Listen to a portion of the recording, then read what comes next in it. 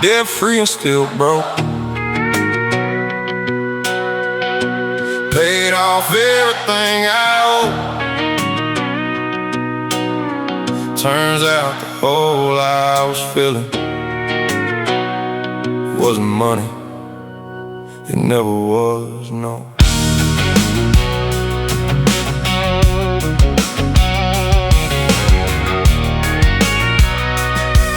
Yeah.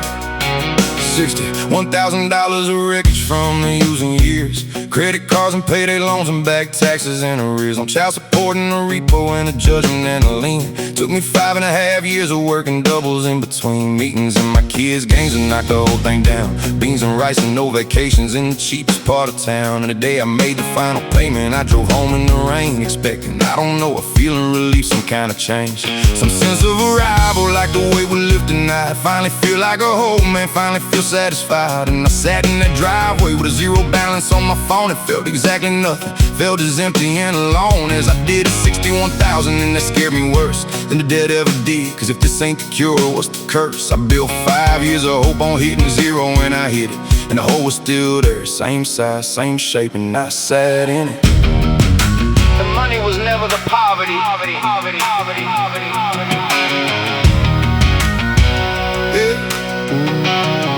Matthew 6:24, you can't serve two masters, you'll cling to one and despise the other. You can't serve God in the thing. And I thought I quit serving money when I quit spending it wild, but I was serving it just as hard from the other side of childhood. The same master, just a different chore. I made the payoff my salvation, made the zero balance my day off from needing God. And when I got there, he was still the only thing that ever filled it. In the drive we proved it lonely as I was with a clean ledger. 1 Timothy 6:6, godliness with contentment is great gain, and that's the fix. Now zero debt, not more contentment, which ain't a number at all. It's a person, and I found him in the driveway in the rainfall.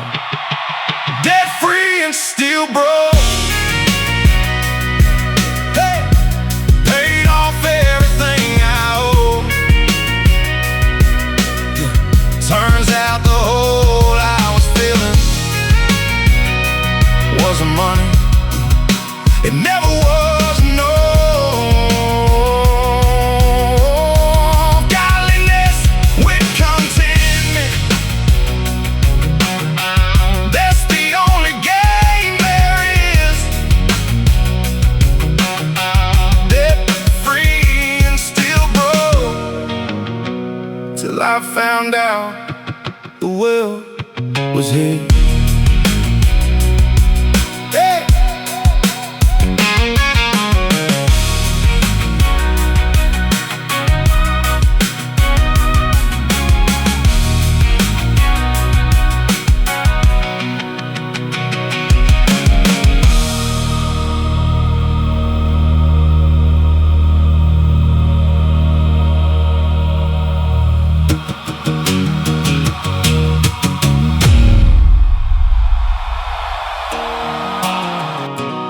He never said well done, good and successful. He said faithful. Faithful is enough. He never asked for spectacular, never said well done, good and famous, just faithful. That's the whole of it. I ain't gonna be extraordinary, and I finally made my peace. Faithful is enough, and faithful's what he'll get from me. Yeah. I'm 46 years old, and I know now how this ends. I ain't gonna be the guy with the big platform and the friends and high places. Ain't gonna have the book deal or the stage. Ain't gonna be the testimony that goes viral on a page. I'm gonna be a guy in a small town who works and pays his bills, loves his wife, shows up for his kids, does the little things and feels. A pew on Sunday, sponsors a couple guys, mows and no ladies' lawn, and that's it. That's the whole life, that's what I'm building on. And there was a season where that felt like failure to me, like if my story didn't reach 100,000, then maybe it wasn't worth what it cost me. Like the pain needed a platform to be justified, and that's a lie, and it's the exact norm that the world sells, and half the church buys it too. And then I read the parable of the talents all the way through. In Matthew 25:21, here's what the master said to the servant: well done, good and faithful. Not impressive, not widespread, faithful is enough. He never asked for spectacular, spectacular. Never say, well done, good and famous, just faithful. That's the whole of it. I ain't gonna be extraordinary. And I finally made my peace. Faithful is enough, and faithful's what he'll get from me. And that's this whole record. If you've been listening close, the ordinary miracle, the Tuesdays, the ones who show up most when nothing's happening, the maintenance man, the quiet Sunday, the prayer that never got answered, the middle-aged Monday mercy, the friend I let go, the boy I'm still praying for. It's all the same song, the unglamorous and celebrated chores, stand to being faithful in a life that no one's watching. 1 Corinthians 4:2, whisper quiet in the steward's not the topping of a chart or a crowd. It's that a man be found, faithful found, which means somebody's looking, which means the quiet ground. I've been working all these years, ain't invisible at all, and on the day I stand before him when he finally makes the call, I don't need to hear done, you remarkable and known. I just wanna hear well done, good and faithful. That alone is the whole ambition of the second half of my life. Faithful in the small stuff, faithful to my wife, faithful when it's boyfriend, faithful when it's dry. Faithful is enough, and faithful's how I'ma die. Faithful is enough. He never asked for spectacular. Never said, well done, good and famous, just faithful. That's the whole of it. I ain't gonna be extraordinary. And I finally made my peace. Faithful is enough, and faithful's what he'll get from me. Well done, good and faithful. That's the only line I need. Not the loudest, not the biggest, just the one who stayed and believed. Faithful is enough. Faithful is enough. Faithful is enough. Faithful is enough. Faithful is enough. Lord, let me hear it.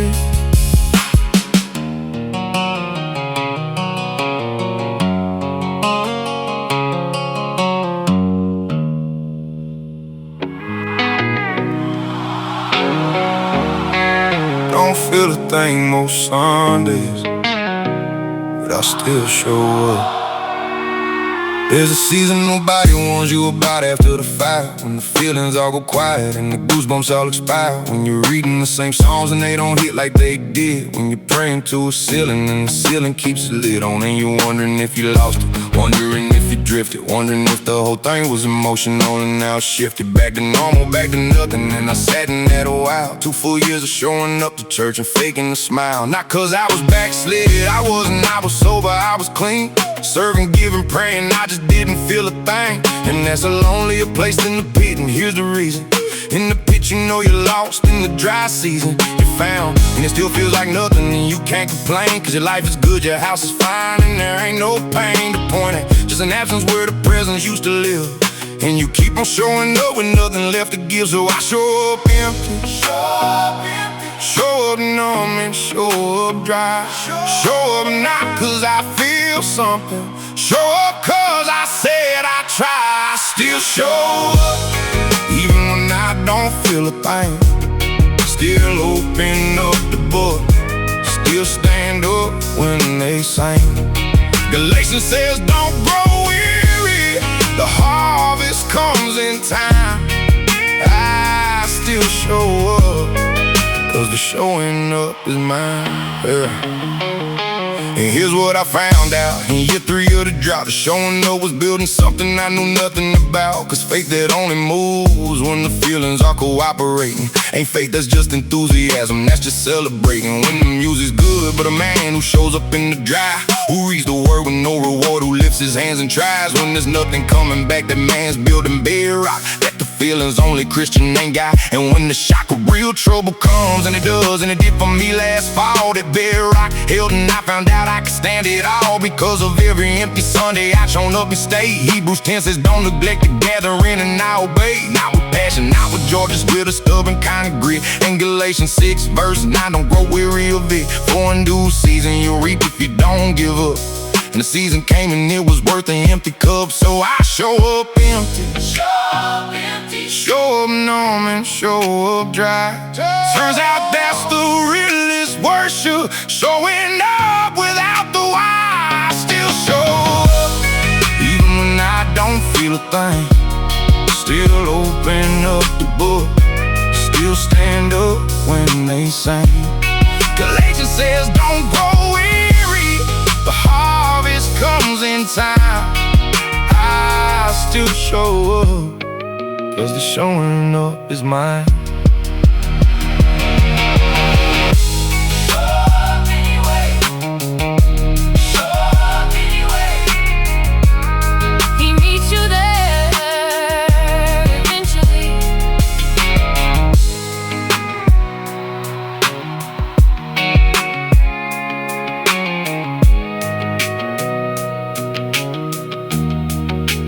Don't feel a thing most Sundays.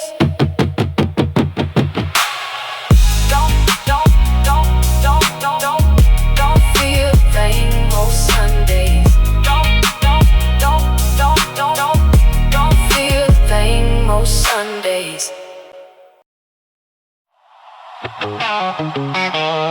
Yeah.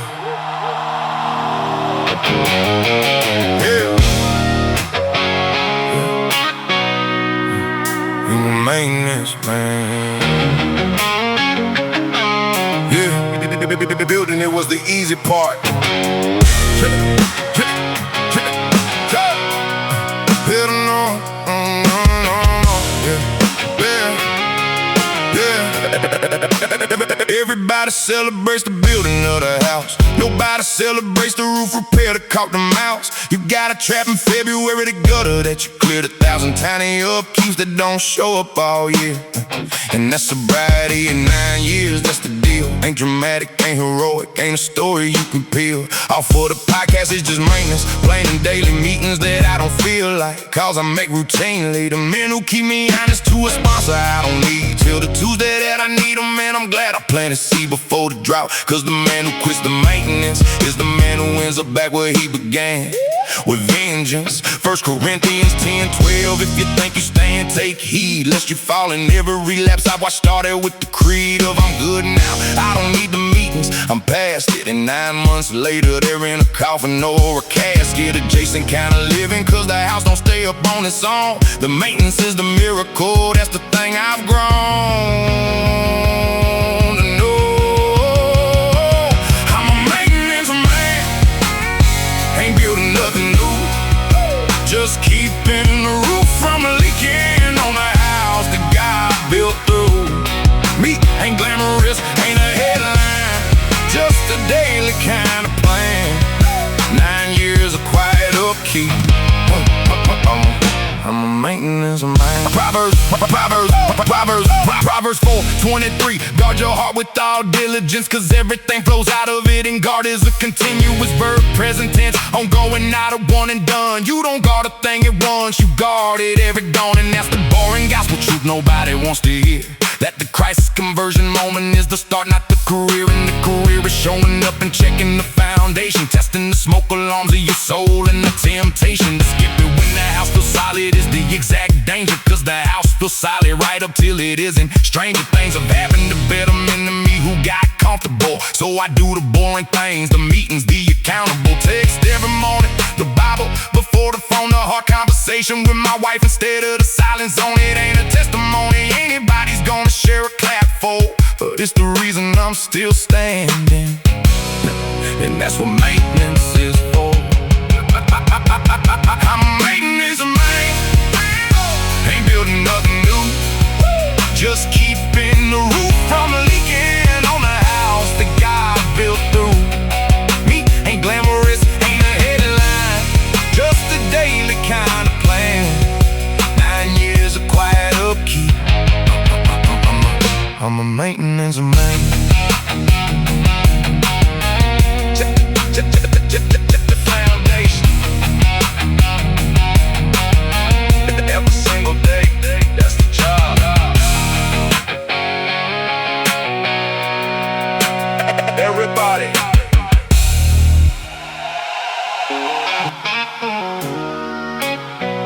45 years old, starting over. He ain't done with me. Yeah, I got sober at 38, which sounds young if you're 60 and sounds ancient if you're 20. But the math don't get less gritty. Yeah. Either way, I lost my 20s and most of my 30s too.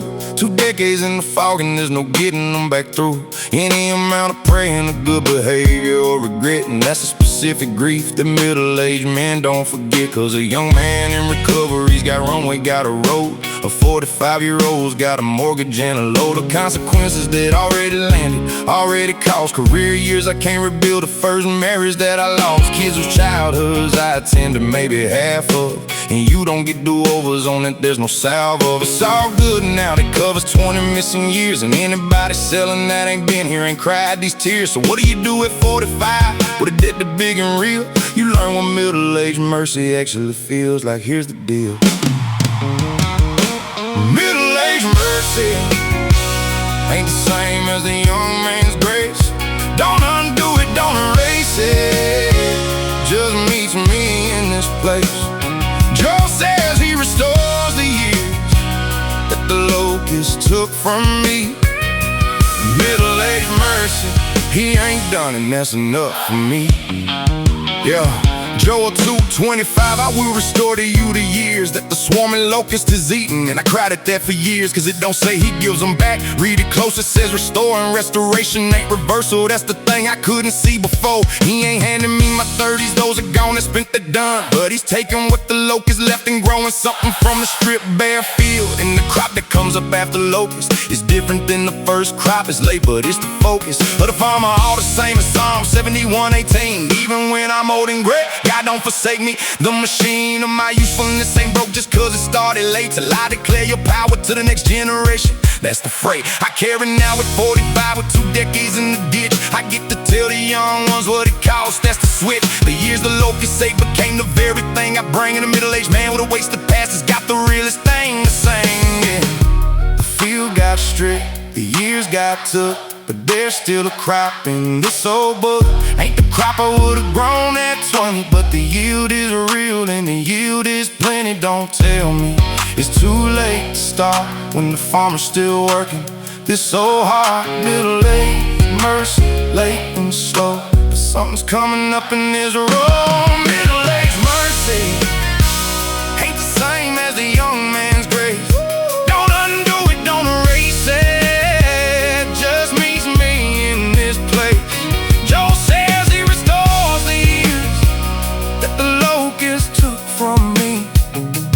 Middle-aged mercy, he ain't done and there's enough for me.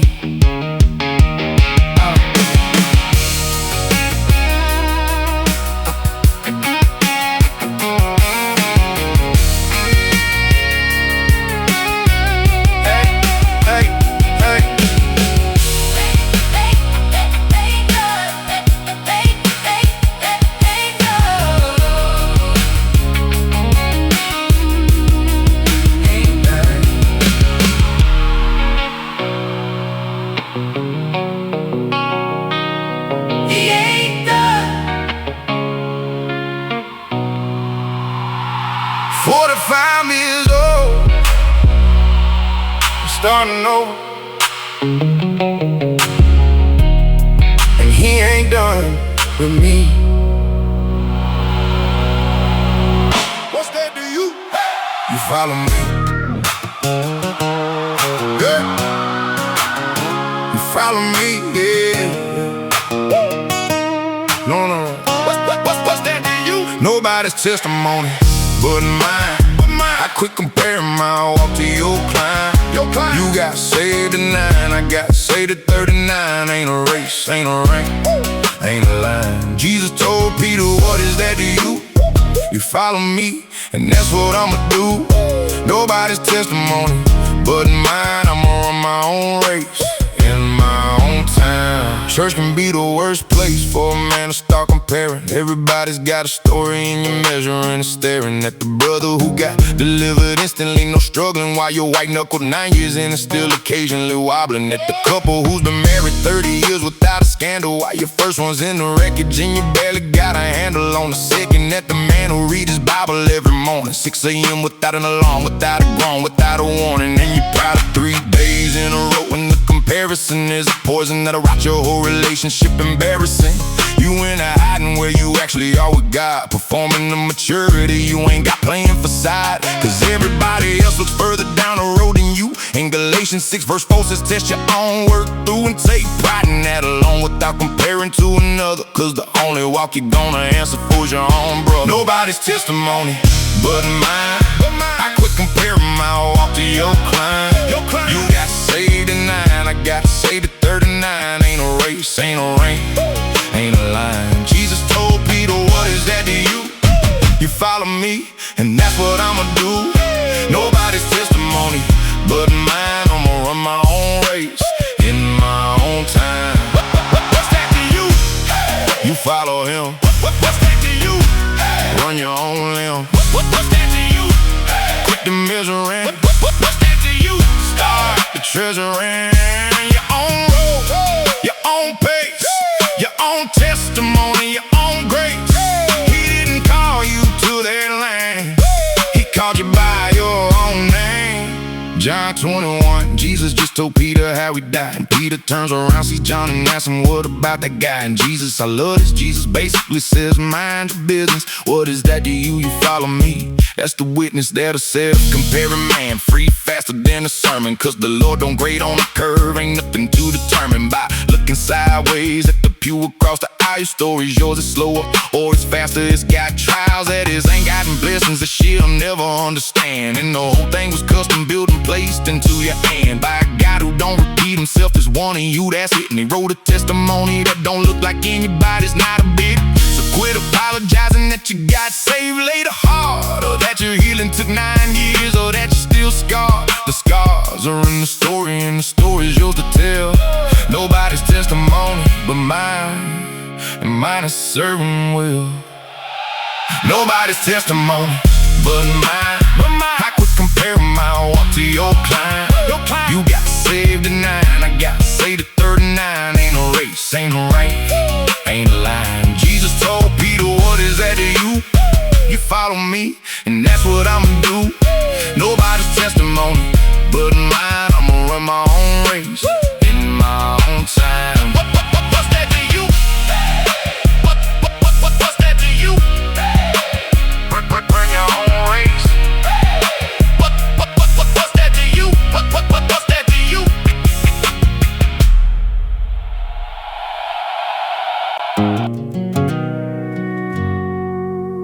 Love that man like a brother, and I had to let him go. The friend I had to let go wasn't a bad man, just a bad road. Loved him like my own blood, but I couldn't carry that load. And saving my own life meant leaving him where he stood. Yeah. Me and Cody came up together, same street, same crew, same motor. Getting through a childhood that neither of us chose. He was there when my daddy left, I was there when his mama passed. 22 years of a friendship that I figured was gonna last. Past everything, and it did last. Through the wildest years, through the arrests and the wrecks and the ambulances and the tears. We were the two who always had each other, always made the call, always showed up. And that's exactly why I had to let him fall out of my life. Cause when I got clean he didn't, and he couldn't understand why I wouldn't come around no more. And he wouldn't stop asking, stop calling at midnight, stop showing up at my house with that look and that bag and that plastic cup. Not trying to hurt me, that's the thing, he never meant no harm. He just wanted his friend back, and every time he set off the alarm, and me to pull the old familiar want that never fully dies. And my sponsor said it plain, you can love him, but if he's trying to be around you when he's using, you're gonna go back out. That ain't a maybe, and you know it. And I sat with that doubt for a month, trying to find a third option, some way to keep both my sobriety and my brother. And there wasn't one that's steep. That's the cruelest math in recovery, the one nobody wants. Sometimes saving your own life costs you the person who haunts every good memory you own. And I made the call, and I told him in the sound he made on that phone, is a sound I still hold in. The friend I had to let go wasn't a bad man, just a bad road. Loved him like my own blood, but I couldn't carry that load and save my own life meant leaving him where he stood. 1 Corinthians 15:33. Bad company corrupts good character, and I always read that verse like it disrupts relationships with wicked people, villains, the depraved. But Cody ain't a villain, Cody's the man who once saved my life, pulling me out of car. That's who the verse was about, and that's what makes it holy hard. It ain't about cutting out bad people, it's about the fact that a good man in a bad place can still take you down with him. And love don't change the case. Proverbs 13:20. Walk with the wise and be wise, but a companion of fools suffers harm in my compromise. Would've been us both in the ground inside a year, and I know it, so I chose to live, and it felt like betrayal, and I still owe it to him to say out loud I didn't stop loving him, not once. I still pray for that man every morning, still keep the months, count on the sobriety when I hear he's trying again. I just can't be in the room, and that's the grief I'm still in. People talk about recovery like you only lose the bottle. You lose people, real ones, the ones who held your throttle steady before anybody else did. And there's no ceremony, no funeral, no casserole, just a silence and a phony kind of peace where a brother used to be, and I sit in that. And I pray that the God who came and got me and knew right where I was at goes and gets him too, 'cause I couldn't, and that's the whole load. The friend I had to let go, Lord, go find him on that road. The friend I had to let go, I still pray for him every day. Couldn't carry him and live, so I left him in your way. Go and get him, Lord, 'cause you got me the same way. Still love you, brother, still praying I just couldn't stay.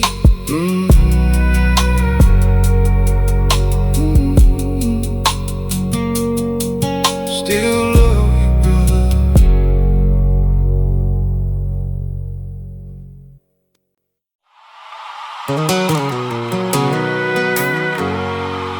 Nothing happened today, and that's the miracle. The ordinary miracle. Nothing happened here today. No sirens and no bottom, just a man who stayed. That's the part they don't put in the movie. The ordinary miracle. Staying, yeah.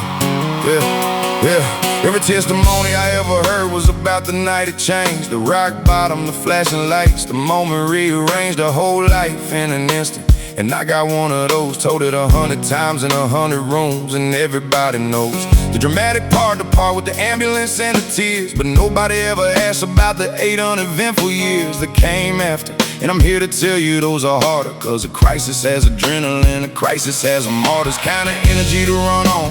But a Tuesday, a regular Tuesday, in year 6 of a rebuild life when nothing's on fire, no way to feel heroic, no applause, no story worth the telling. Just get up, go to work, come home, don't drink, keep dwelling. And a life so unremarkable it wouldn't make a paragraph, and that right there is the miracle. That's the whole graph of what God actually did. Not the night, the 8 years after, 10,000 ordinary days without the sirens or disaster. 1 Thessalonians 4:11. Make it your ambition to live a quiet life, mind your business, work with your own hands. Mission accomplished when nobody's watching, when there's nothing to report. And I used to think that verse was for the boring, for the sort of folks who never had a story.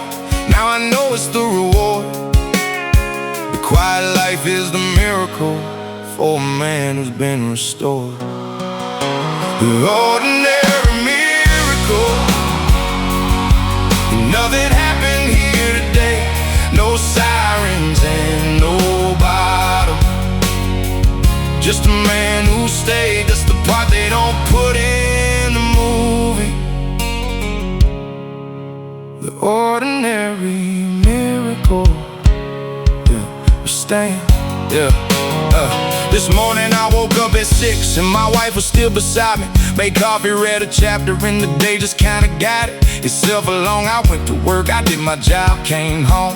It's up with my family at a table that's our own. Watched the ball game with my son, took the trash out, said a prayer, went to bed. That's it, that's the day. And I want you to be aware that every single ordinary piece of that was once impossible. Every one of them at one point was a thing unthinkable. For the man I was, a wife who stays, a son who wants me near, a job I keep, a mind is clearer, a night without the fear. Zechariah 4 verse 10, who despises the day of small things. And Lord, I used to need the fireworks, the wings, or some big dramatic move of God to feel like he was in it. Now I see him in the small things, in the ordinary minute, in the coffee, in the ball game, in the trash bag, in the prayer. Cause the God who saved me in the fire is the same God right there.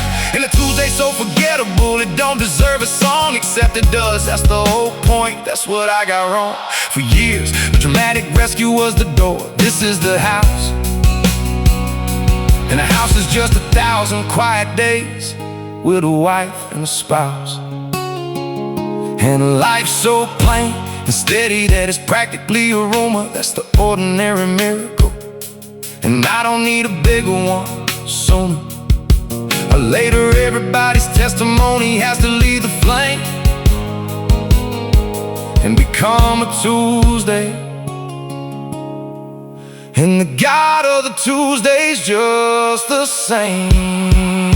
The ordinary miracle. Nothing happened here today. No sirens and no bottle. Just a man who stayed and the God who saved me in the fire. He's the God of the ordinary day. Nothing happened today. Thank God. Nothing happened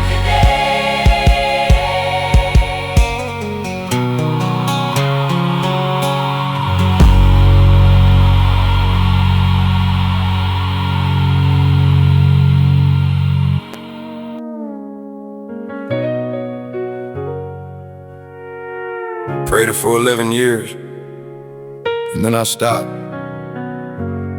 and he was still there. There's a prayer I prayed for 11 years and never got an answer. Not a no, not a yes, just silence. And I'm not talking about a cancer or something anybody'd understand. It was smaller than that and bigger, if that makes sense. It was the one thing I asked flat out, plainly over and over, and the heavens stayed shut. And everything else in my life got answered, everything but that one thing. And I don't even wanna name it here, cause it don't matter what it was. You got one too, I'd swear. Everybody's got the prayer, the one that never moved, the one where God went quiet and you never got it proved, one way or the other. And you keep on praying anyway for years, and then one day you just don't. And that's the day I wanna tell you about.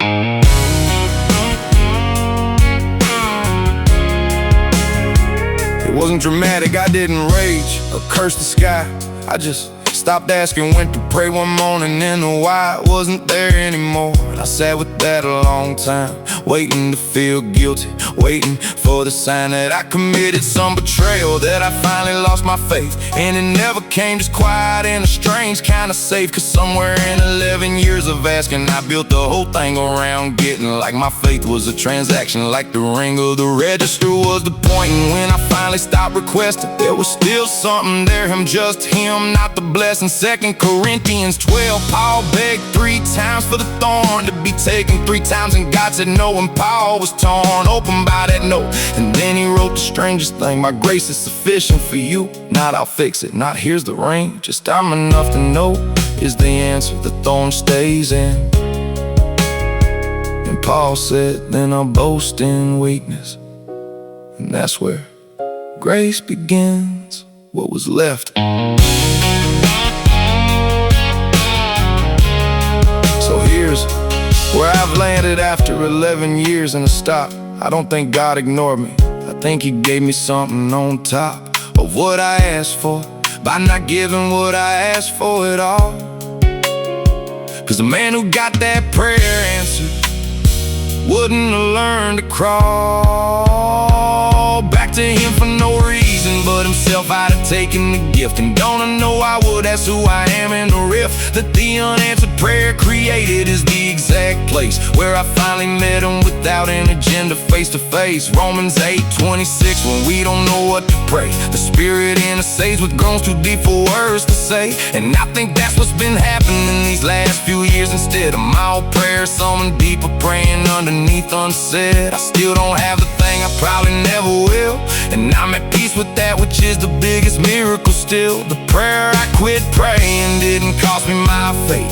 It burned off everything in my faith that wasn't Him, and what was left was safe. The prayer I quit praying, He never answered, and I stayed. Turns out I wasn't after the answer, I was after the one I prayed. His grace was sufficient, and the thorn just stayed.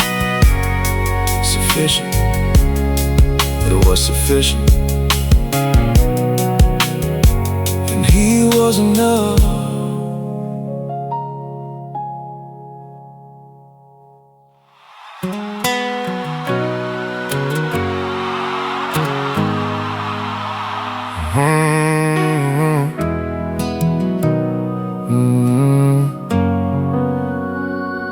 Quiet Sunday, no fireworks, no fall, just 100 folks and an old piano. In the presence of God, ain't a mountaintop, ain't a moment, just the ordinary way.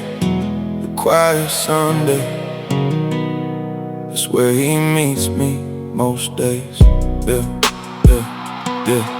Little church, now there's some people grab a lot out front. Same 6 hymns in rotation, and the preacher was blunt. And there ain't a light rig, ain't a smoke machine, ain't a band within the ears and a click track, just Miss Lorene's hands on an upright piano that's been out of tune since '09. And the congregation singing slightly flat, and it's fine, it's better than fine.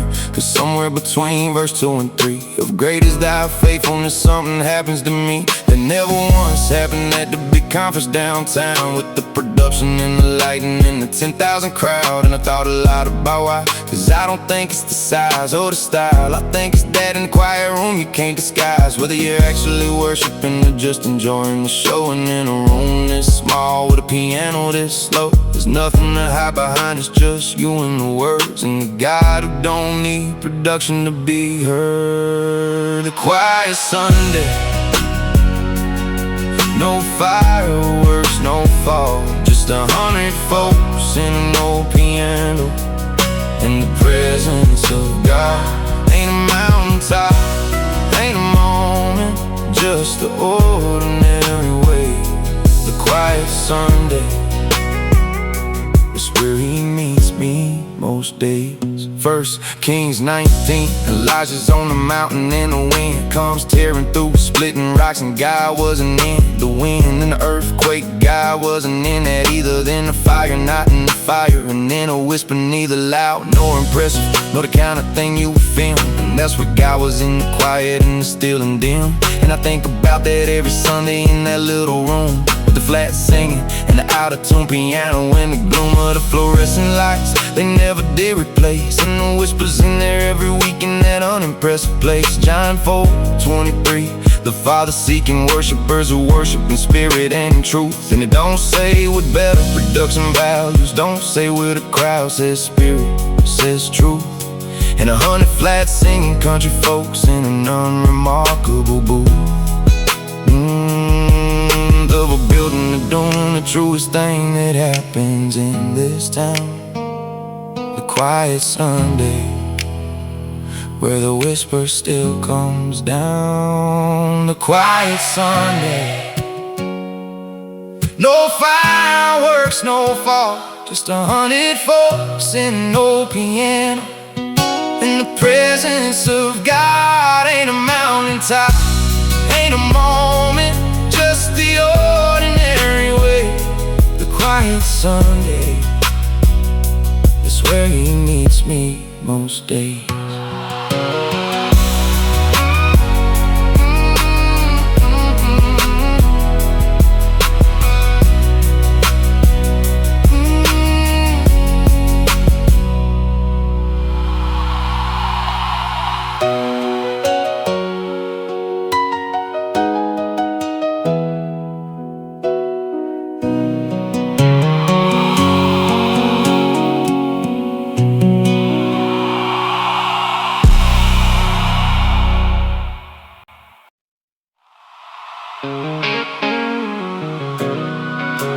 20 years Tuesday. Ain't a love song, it's a bill. Ain't the fireworks, it's the framework.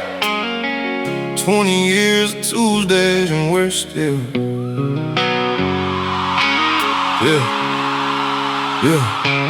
Everybody writes about the falling and the fighting, the meet cute and the breakup, the reunion, the exciting parts. But there ain't a country song about your 14 when you love her and she loves you and it's just routine. When the passion's more a pilot light than any kind of blaze, and your partner's in a household more than lovers most days. And that ain't a tragedy, that ain't a marriage failing, that's a marriage being a marriage, and there's no use in bewailing that the movie ended and the actual thing began. Cause the actual thing is dishes and a calendar and a plan for the water heater, and whose turn to take the boy to practice, and 100 small negotiations in the ordinary tactics of two people staying pointed the same direction over decades. And I used to think the men we lost, I used to think the shade fades cause something's wrong. Now I know it's just what love becomes when it stops being a feeling and starts being what you've done.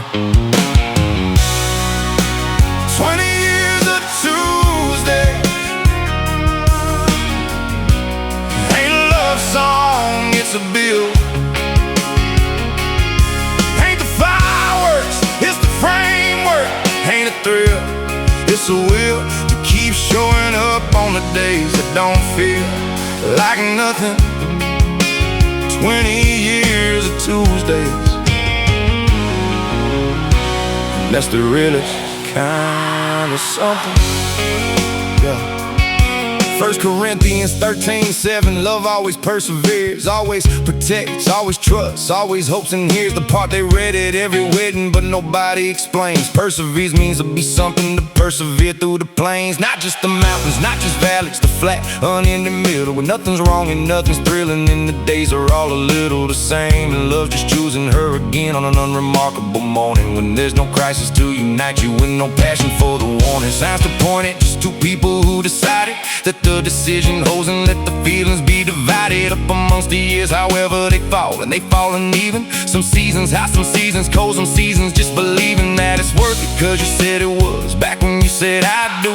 And Ecclesiastes 4 says 1/4 ain't quick to break in two, and that third strand's been the difference every time it got heavy.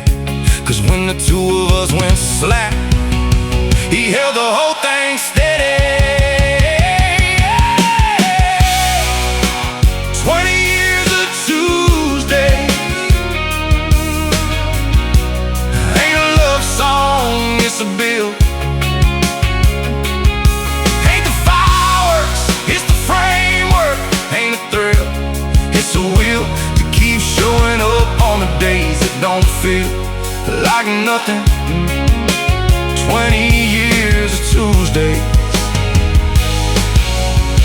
and that's the realest kind of something. Last week she was sick, and I sat up with her to fall, holding the bowl, rubbing the back, sleeping on the floor beside the bed. And there wasn't nothing romantic in it, nothing you put in a movie, nothing worth a minute of anybody's attention. But somewhere around 3, she grabbed my hand in the dark and said, I'm so glad it's you and me. And 20 years of Tuesdays landed on me all at once. The dishes and the calendar and the water heater months. The practice is the budget fights, the silence is the small, unglamorous accumulation of just showing up for it all. That's what she was thanking me for, not the wedding, not the vow, the 10,000 ordinary Tuesdays that got us to right now. And I thought about the men who left at year 7 or 8 cause the feeling faded, and they thought the minute was too late. And I wanted to tell them the feeling's not the thing to stay near. 20 years of Tuesdays, and this is what the love is. Oh, 20 years of Tuesdays. Ain't a love song, it's a bill. Ain't the fireworks, it's the framework. Ain't a thrill, it's a will.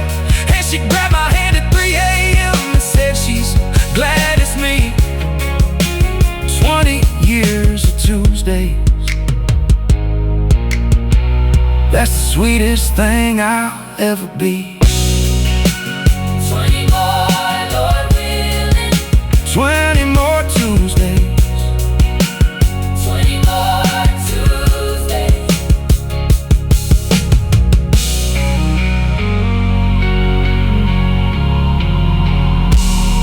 Yeah.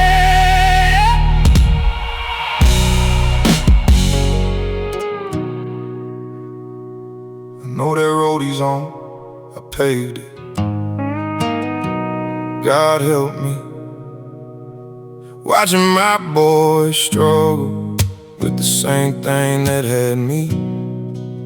And I can't walk it for him, can't undo it, can't be free of the fear. So I do the only thing I got left. I get on my knees. Yeah. He's 19 and I've seen the signs, cause I invented the signs. The vanishing on weekends, the money gone to lines. He's starting to cross that I crossed at his exact age. And I recognize the look cause I wore it, that flat guarded gauge of a kid who's got a secret and is building a wall. And I've never felt more powerless in my life at all. Cause here's the cruel part, I got clean, I did the work, I changed. And I thought that broke the curse, I thought I rearranged the whole inheritance. I buried the old man in a field, and now I'm watching my own son pick up what I sealed in the ground, like it clawed its way back out and found him. And every bit of the shame I ever laid down comes back around him. Cause I taught him this not on purpose, but the first 11 years of his life he watched his daddy drink, and the mirror never clears. That fast I got sober when he was 12. He remembers 10 of me at my worst, and now he's 19 and doing it again. And I've tried talking, tried the meetings, tried the tough love, tried the soft, tried telling him my story till he rolled his eyes and scoffed and said, you don't get to lecture me. And he's right, he is. That's the wound I can't heal and the debt that's still his to collect from me. So I don't lecture anymore, I just stay close enough that when he falls, he knows the number he can call any day. Watching my boy struggle with the same thing that had me. And I can't walk it for him, can't undo it, can't be free of the fear. So I do the only thing I got left, I get on my knees. I've been reading Luke 15 different lately, used to read it as the son, the prodigal, the pig pen the way I needed when I was the one coming home. Now read it as the father, and there's one line I never noticed, and now it's all I gather. While he was still a long way off, his father saw him, which means the father was outside watching every morning for who knows how long, months, years, scanning that horizon for a boy who might not come. That's the part I'm living in, not the reunion, no watching the porch, the unanswered dawn. And the father in that story didn't chase him, didn't con him into coming back, didn't hire men to drag him home. He let him go and then he watched alone. And I think that's the hardest thing God ever asked a parent to do, to love enough to let him walk and stay awake the whole way through. 2 Peter 3:9, the Lord is patient, now wanting anyone to perish. And if he's patient with my son and haunting that road with more love than I could ever hold in this chest, then maybe I can breathe, maybe I can rest. Not from watching, I'll watch till I die, that's what fathers are. But rest from thinking it's all on me, he's not that far from a God who's better at this than I have ever been. So I keep the porch light burning, and I keep on praying, and I wait for him. Watching my boy struggle, and I can't fix it, can't force it, but the God who came and got me, he's already on that road, he's on it. so I keep the porch light on, and I stay